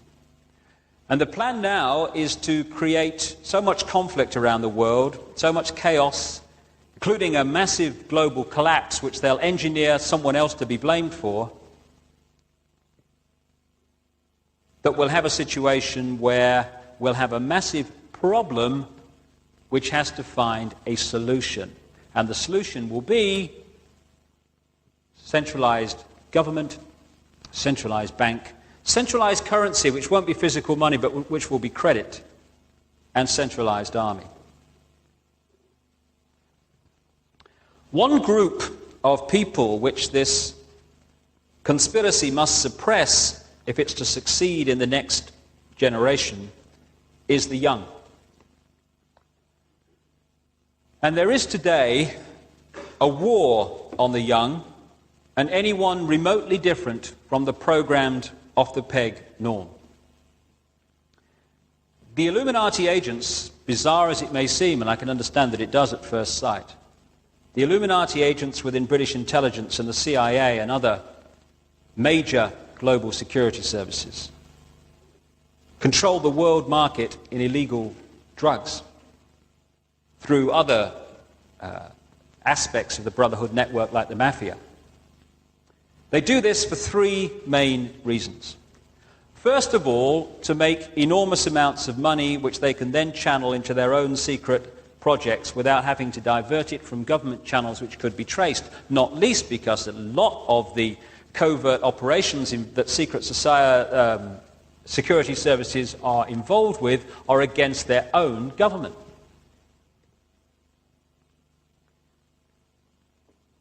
It's interesting that I've read a lot of evidence and a lot of suggestions from various researchers that the BCCI bank, the Bank of Credit and Commerce International, which crashed, of course, amid a quote, scandal, was actually being used as a front by intelligence agencies to launder drug money and to also launder illegal arms sales money.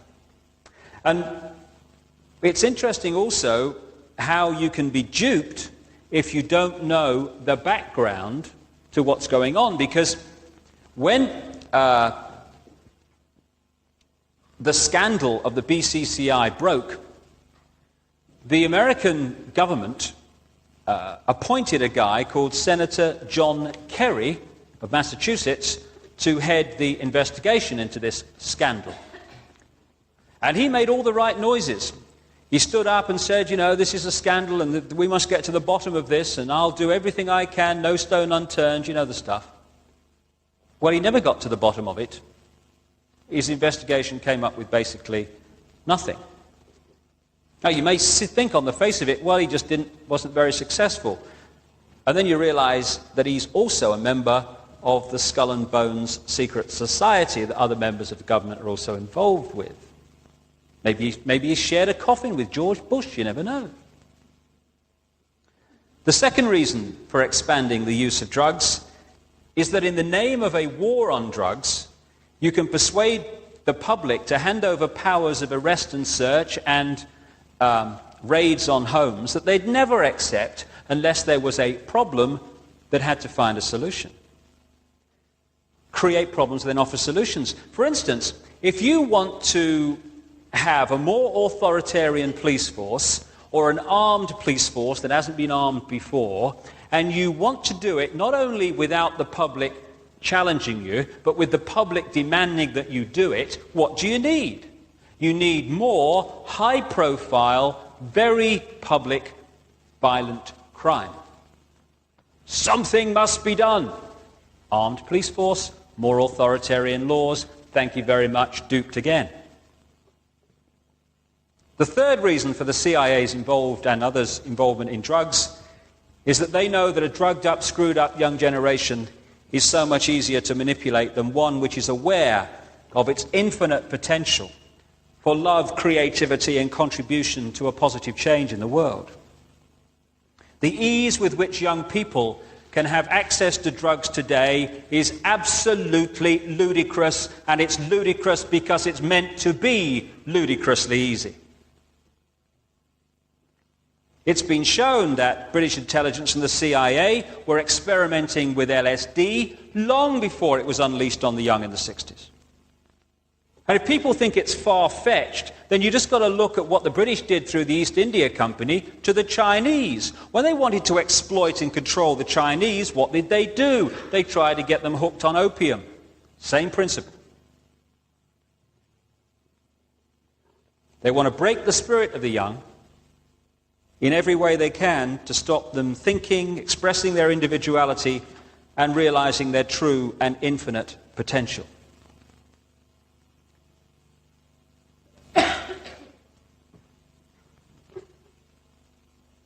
Mentioned earlier that one other aspect of this New World Order conspiracy is the desire for a microchipped population. A population that would be effectively linked to a computer. Now this takes two forms. First of all, there is the money side.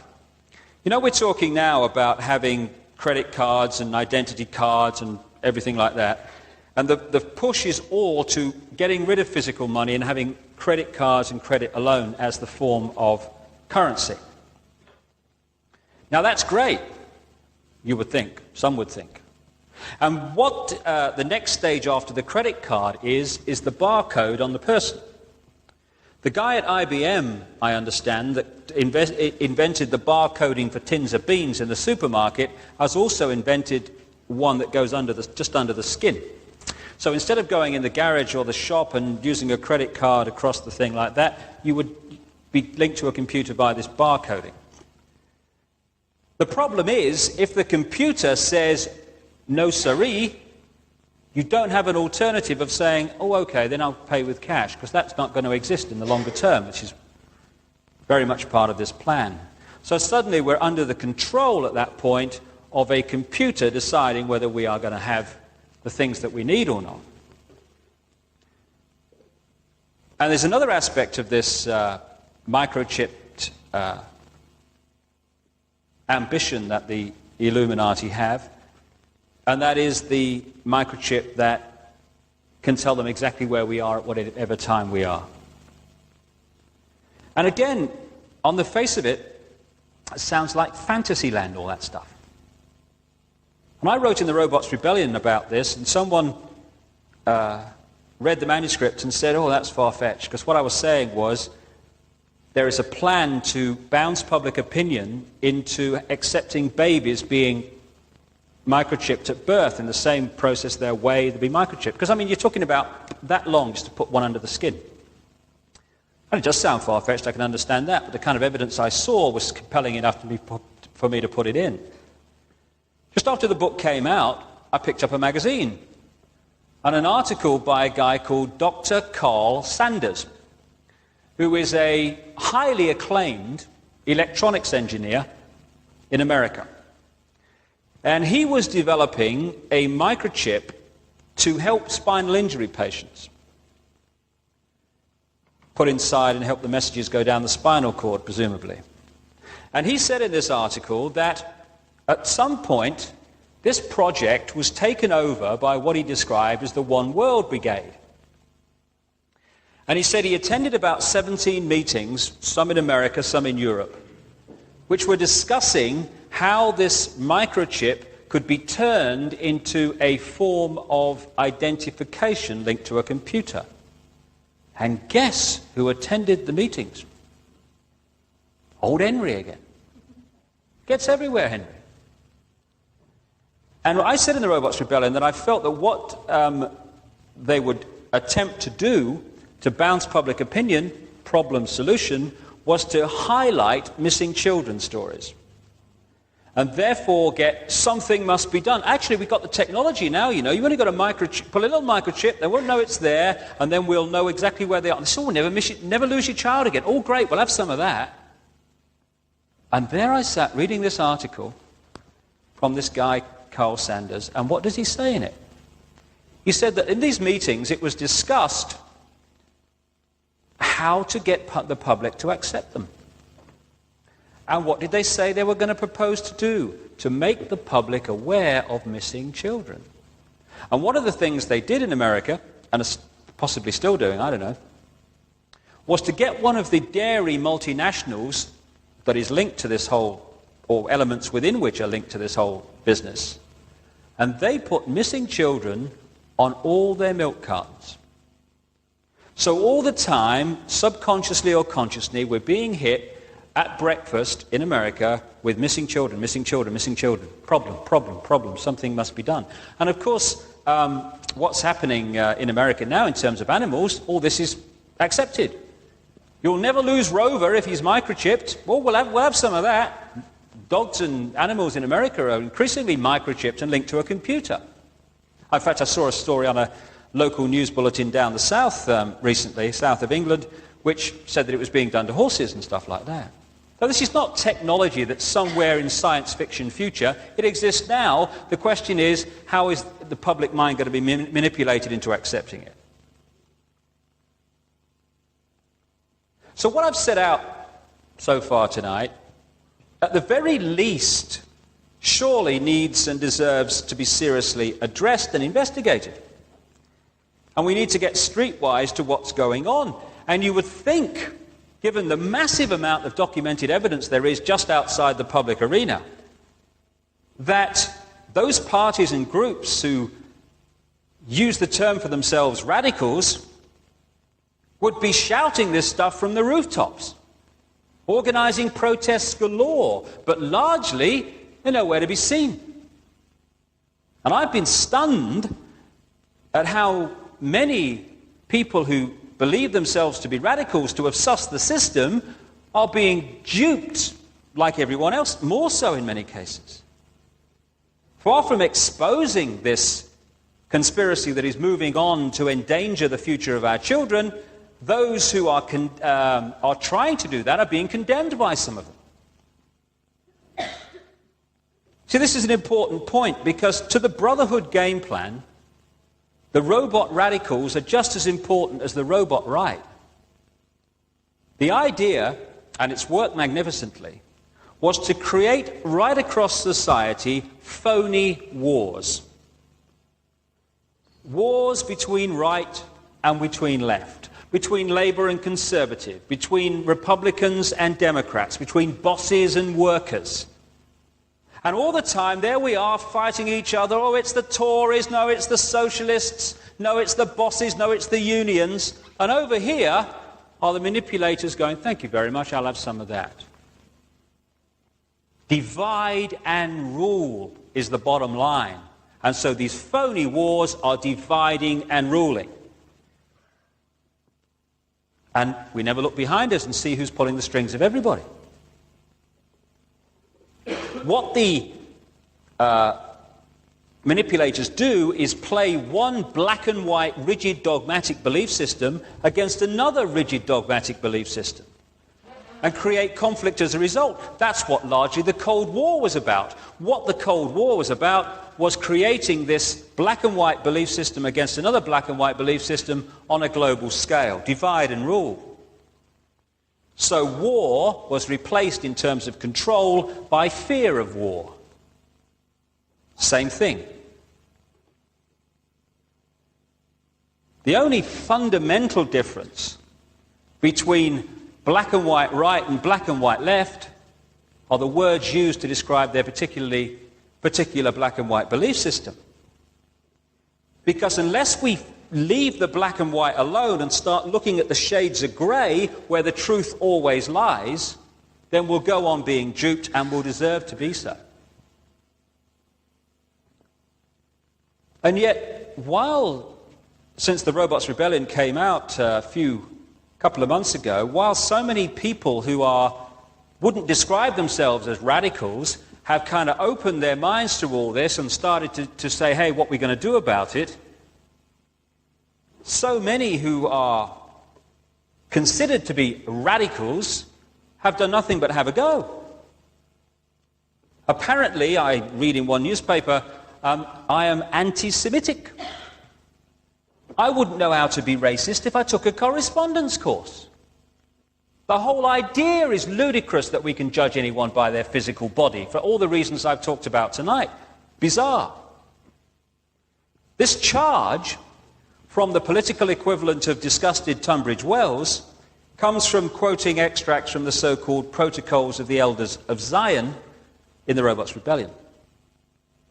It matters not to a robot radical that in the book I say that to blame the protocols on Jewish people is quite wrong, and that no one has suffered more in this century than some Jewish people from the very manipulation I'm exposing or seeking to expose tonight and in the book. It matters not to the robot radical that I actually renamed the protocols the Illuminati protocols to get away from the fact that they're blamed on the Jewish people. It matters not because there are no shades of grey in the manipulated mind of the robot radical, just as there are no shades of grey in the manipulated mind of the robot right. These protocols that came to light in the 1800s tell the story of the manipulation of the 20th century, the very manipulation that is being documented all over the world today. They outline the game plan of the 20th century in the most extraordinary way in documents that were written before the 20th century had even begun. And if we are not adult enough to divorce the two issues of what the protocols contain and who has been quite wrongly blamed for them, then we are going to be a manipulator's dream, because it's the subtle shades of grey where we'll find the reality of what's going on. And even then, it's not easy. We are at the time in human evolution when we need to grow up spiritually and awaken to our true and infinite potential for love, for creativity, and forgiveness of all that has gone before in this tapestry of pain and pleasure that we call life on earth. I've talked for many years, sometimes to the sound of laughter, though increasingly less so, that we are in a period of enormous change. That over the period between now and maybe 2020, 2030, we will see change that from the perspective of today will beggar belief. The more I've kind of investigated it, the more I've read other people's opinions and other people's research, the more I've, in my own mind anyway, come to appreciate the nature of this change, which you can take or leave because it's only a view. I've kind of read stuff and talked to people about an explanation that feels compellingly good to me. And that is that there is a great circle of energy within this galaxy, which is centered on a cluster of stars known as the Pleiades. And this ring of energy is a bit like, if you think about the rings of Saturn, similar to that, only it's not physical. It is highly charged, massively powerful energy. And goes way out from that cluster of stars. Because everything in creation, and certainly everything in this solar system and beyond, is in orbit. Like if you look at the inside of an atom, it's a series of things in orbit. You take on to the next stage, you've got a planet going round in orbit round the sun. The solar system is in orbit. Everything is in orbit, moving around a central point. And it's been worked out by a number of people. Indeed, there's been a whole book now produced about it, that this solar system passes through this ring of highly charged energy once every 10 to 12,000 years. Goes through one side, through the center, through the other side, round, and 12,000 years later, or whatever, the process goes on and on. Which is kind of interesting because it's projected that we are now entering this process of going through this highly charged energy again. And if you go back 10, 12,000 years, the last time we would have gone through this process on the explanation that I'm putting forward would have been the time of the end of this so-called mythical, but I believe very real civilization known as Atlantis. When an energy field, be it a planet or whatever, goes through this beam of highly charged energy, and it's been estimated again, it takes about 2,000 years to go right the way through it, that energy field is massively energized and rebalanced. So, if an energy field is massively out of balance, this process is going to move it in vibratory terms very quickly, a very long distance, which kind of means all hell's going to break loose, because everything is energy. The weather's energy. Geological events are energy, etc., etc. We are energy. Everything's energy. Everything's thought. So the more out of balance an energy field is, the more severe the implications of this rebalancing process that happens as a natural sequence every 10 to 12,000 years. So whether this process of change, and when you look at the ancient writings and so many common themes through the generations, be it the Native American Indians, be it the Nostradamus thing, be it way back into ancient times, the Maya in Central America, and the early part of this millennium, they're all pointing to a period of great change in the period that we are going into. Now, people may dismiss that, but I'm looking all the time for common themes, and I'm seeing, through the 2,000 to 3,000 letters that I receive every year, people tell me their life stories and what's happening to them. I am seeing people of all different walks of life suddenly going through great change at this time of thinking, of perception, of everything. Something is changing that is very different to what we've been used to.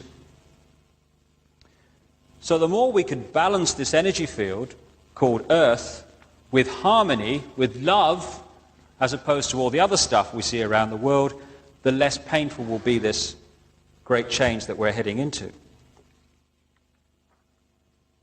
This Illuminati game plan that I'm talking about cannot succeed because this process of going through this rebalancing process will bring it to an end. On the other side of it, whatever happens is going to be a very different world and a very much better world. The reason it's very important to highlight what's going on and to do something about it is because a lot of people, a lot of genuine people, are going to be led up the garden path to do things that they really ought to not be doing because they don't know what the game plan is. And also, the whole basis of the manipulation is to divide us and is to get us to judge each other, to hate each other, to envy each other, to compete with each other, and therefore create the very opposite thought patterns, energies that are necessary at this time.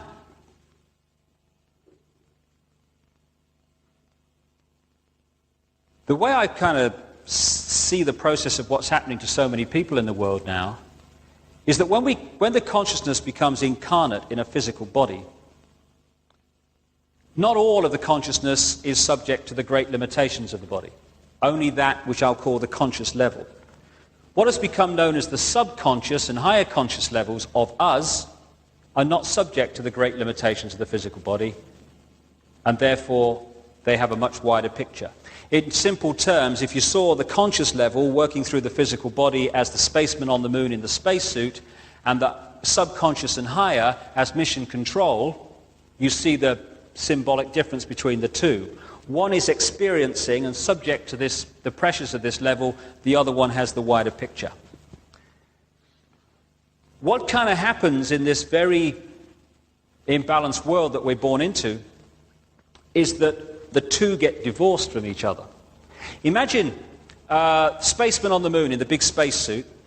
He's got information coming in through the eyes and the ears that tell him about what's going on immediately around him. That's one source of information and perception.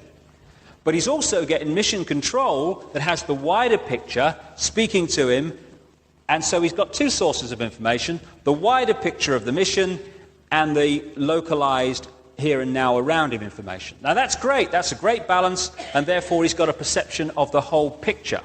What would happen, however, if someone came along and snipped or dramatically reduced the power of his link with mission control? Suddenly, there he is, stuck in this very limiting spacesuit, And the only information that he is receiving in which to perceive and behave and decide is suddenly coming in through the eyes and the ears. It wouldn't be long after that point was reached when his behavior and perception would be dramatically different to what it would have been had mission control been part of his information source. And my feeling is, and the feeling of many other people, is that the pressures of this world de-link us from higher levels of ourselves, and so we become dominated by this information above all else. And who's got control of this information? Our old friends that control the media, the education system, etc., etc. What I feel is happening, and crikey, is it obvious in the letters that I receive every day, is this process of change that's going on as we begin to go into this rebalancing beam of energy, is that this process of resynchronization among those who are open to it is creating the reconnection to oneness, as it's called. All levels of being are entering the perception process, and suddenly, and my goodness, it happened to me in a big way a few years ago. I was going around for a while saying, "Excuse me, what planet is this?" And I get so many letters from people, increasing numbers as the weeks pass, who say, some of them from business people, who say, "How come that all my life I've thought this system and that everything was the way to do it, and I've been dominated by growth graphs and shareholders' profits, and then suddenly I can see it as the sham it is. What's happened? Why haven't I seen it before?" Very constant thing that I get in letters. The answer is, before, dominated. After, resynchronization with other levels of self. Therefore, perception changes, understanding becomes wider. This process is happening among increasingly large numbers of people. It's not made the national news yet because it has to be in letters 10 feet high with knobs on before the national news pick it up. But it's growing and growing and growing outside the public arena all the time, and there'll be many people in this audience who will have gone through it or are going through this process of reawakening and reevaluating our lives and our place in the world. And this resynchronization and this realization of the questions that need to be asked creates a freedom. Certainly has within me. I couldn't recommend it more. It's a freedom from caring less what people think about you, do about you, as long as you can justify what you're doing to yourself. It's a freedom that, to echo Martin Luther King, allows you to say that we are free at last, we've found the ultimate freedom. The freedom to think for ourselves and to live what we believe is right and not have someone else impose their belief system upon us. It's a freedom that allows you to ignore the ridicule and condemnation and go beyond what is scientifically and politically acceptable, even if people in the short term find it funny. For goodness sake, it's what's politically and scientifically acceptable that is destroying the world. This freedom from thought control and behavior control through fear allows you to set agendas and not wait for agendas to become acceptable. Truth does not become truth only when it becomes acceptable. This world did not become round only at the point where it became acceptable to say it was round. It was always round, even back in the days when you were a loony if you said it was anything but flat. This is a time when we're coming together, both within ourselves and within the world. Coming together to remember who we are, why we're here. A time above all to spread peace and love across the planet in our own lives and out to everyone else. And I don't mean love in the sense that we've come to accept it on earth, which is about I love you if what you do is acceptable to me. It's a love without condition, a love that doesn't seek to possess but seeks to set free. It's the kind of love we have for our children. We don't always like what they do or say. We may quite rightly say so, but we love them just the same. And when I kind of try to expose what's going on in the world, as so many other people are doing, I don't seek to expose the behavior of the manipulators to condemn them as people. They're victims too, controlled by some highly imbalanced consciousness that's working through them. We need to meet this manipulation with unwavering determination. Yes, but not with hatred and aggression to them as people, which just creates twice the hatred and twice the aggression, which is what we're trying to remove from the world. They may think they're in control, but they're not. They're just vehicles of a battle being played out on the levels of consciousness that's just reflecting itself in this physical world. We all have a big decision to make in the world today. Are we going to make a stand against this manipulation and dedicate the rest of this physical life, and it's only one of an infinite number we choose to have, to speed the emergence of love and freedom in this world? Or are we going to shrug our shoulders, have a good laugh, order another beer, switch over the TV channel, and allow ourselves to become another official microchip implanted robot? If we sit down or look the other way, that's what we're voting for, and more important, that's what we're condemning our children to also. As Edmund Burke said, all it takes for evil for triumph is for good people to do nothing. We are the generations today that are in a point of decision that can allow us to leave our children in nightmare, or be the first generations for goodness knows how long to leave our children a better world than the one we found. We need to open our hearts and our eyes. Through our hearts, we can take the spiritual path, projecting love and harmony in the world. But through our eyes, we need to be streetwise also to events unfolding around us. If we fuse the streetwise and the spiritual, then it will become an unstoppable tidal wave of change. A change that will reveal the truth about humanity, that we are not evil, we are not stupid, but we can appear to be both sometimes if we fall for the manipulation. And that's a very good point, a positive point that comes out of all this. I keep hearing when I've tried to say we need a better world, we need this, we need the other. We get this thing, you've probably had it too, you'll never get past human nature, mate. That's the problem, not worth it. But hold on a minute. It's documented in very detailed terms how the two world wars in this century were engineered and manipulated into existence. And these other major wars in the world, that wasn't human nature, that was engineered, manipulated human nature. Human nature in its true form is very different to the one we are supposed to accept as the case.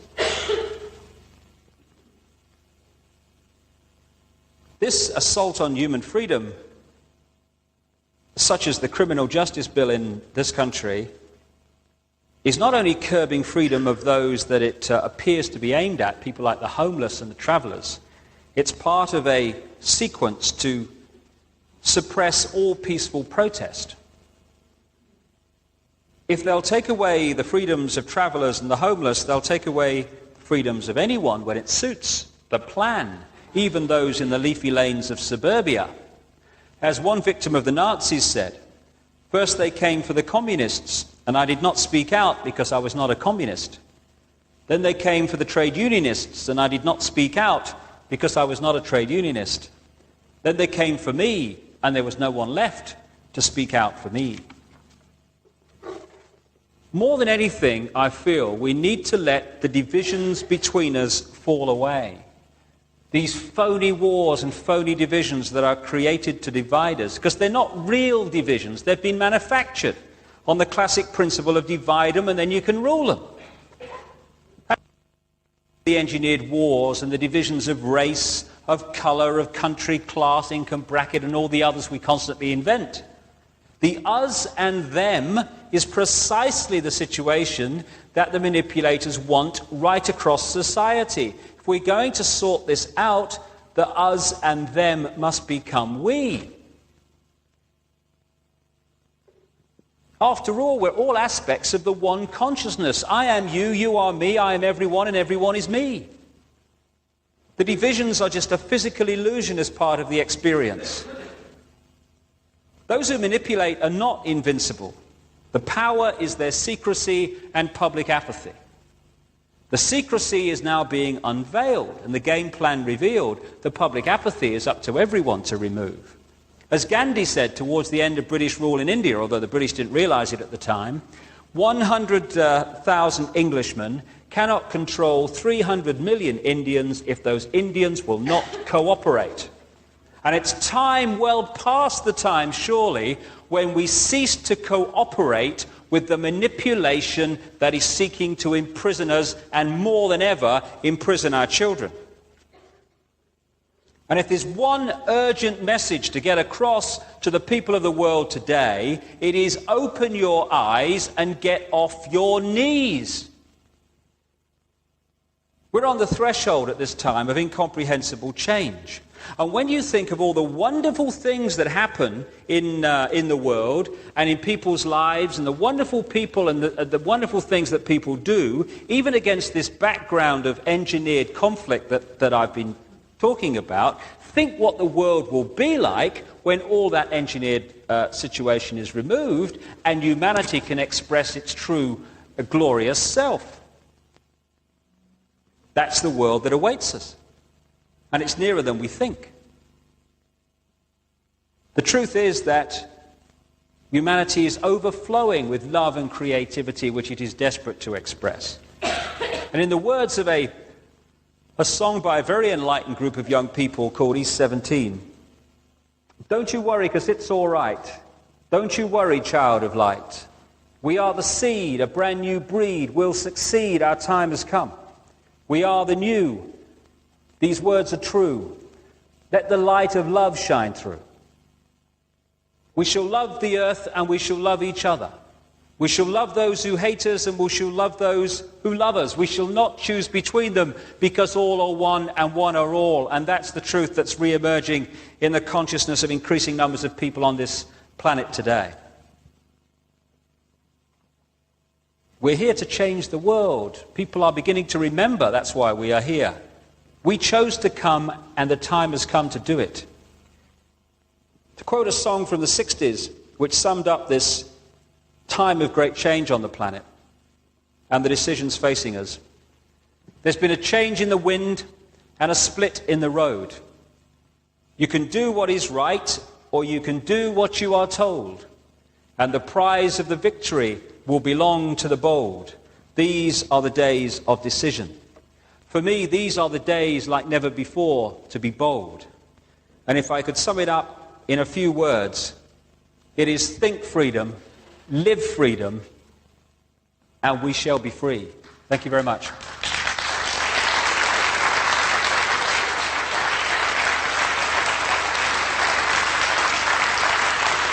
Thank you.